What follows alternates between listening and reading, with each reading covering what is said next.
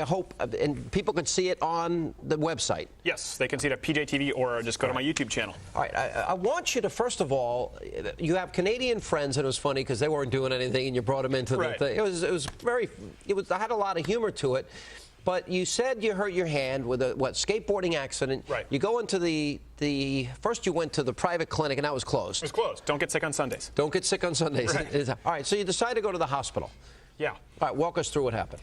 We went in, and as you saw, the lady said it would be a 2 to 10 hour wait. She wasn't sure. Then you have to see the nurse at triage, and you don't know how much more of a wait that's going to be. It's just a long process. We ended up not sticking around. We didn't want to stick around for 8 hours. You were given literally a number, 69 and 70 if my memory is correct. Like a butcher shop. Oh, yeah, exactly. It was like a butcher shop. You pull out a number, and you're all set. But you're good with the numbers. You're like Rain Man. You just pulled that number out of thin air.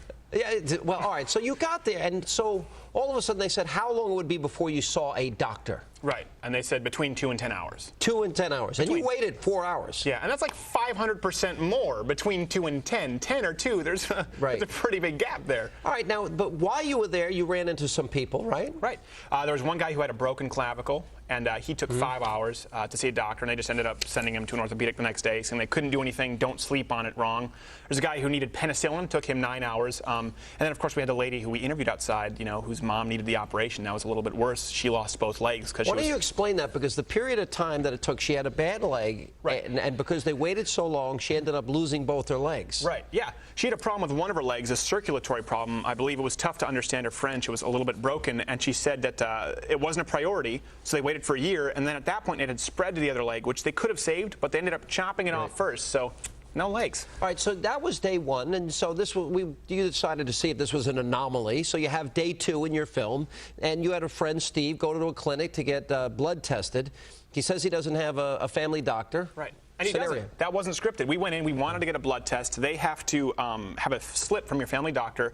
You have to go into the CLSC, local community service center, get the blood test. They send it to an independent lab. It takes 2 weeks, then they send it back to the doctor. And if you don't have a doctor, you're screwed, and that could take 2 to 3 years. All right, and how long? And he was told he doesn't have a doctor. So what happened in his case when he actually went there? They told him.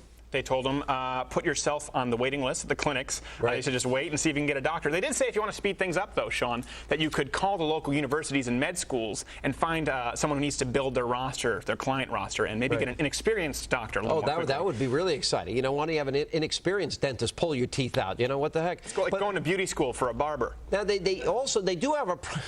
that's funny. They do have a private clinic that you were given the option to go, but the clinic is open 9 to noon, Monday to Friday. Right. That was. So don't get sick again on Sunday. Yeah, exactly. No, Monday to Thursday, actually. We found out it was Monday to Thursday. She wasn't so great in English, so yeah. No, you had it right in the video, but she wasn't lying. She was just wrong. So Monday basically, the clinic that you would pay $900 for, which is about the average cost, would be, open 12 hours a week?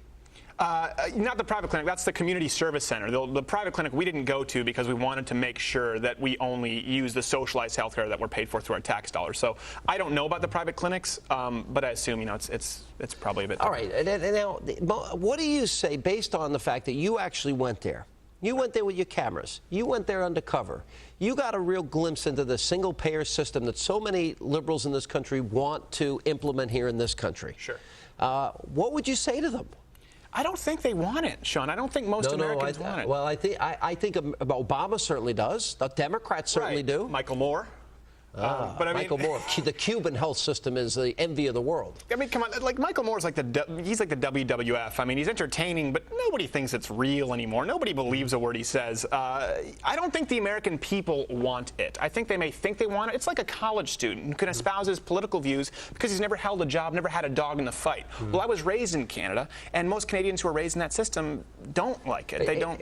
Doesn't this really just highlight a point that I've tried to make as often as I can, that if you're from Great Britain or if you're from France or you're from Canada, there's a reason that all the people from these countries that have free medical care are flocking to the United States. Right, absolutely. And it's not free when you take into account the tax burden. I mean, we show that in the video, the overall tax burden. That's ridiculous. Most Americans didn't believe it when they saw it. Well, I got to tell you something. And you have a woman who says, by the way, her mom, again, waited a year for treatment, ended up getting both legs amputated.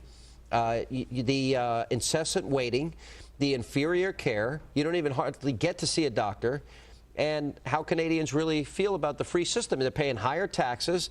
on just about everything for a very poor system. Right, and what this video does is, anyone can go read Dick Morris's book, which I would recommend they do to read the facts and statistics, but this video actually shows Americans a first-hand experience, which I don't think they can get anywhere else. All right, and you can see it again at PJTV or YouTube.com/Stephen Crowder. All right, Stephen, good to see you. Good work. Thank you. Absolutely incredible.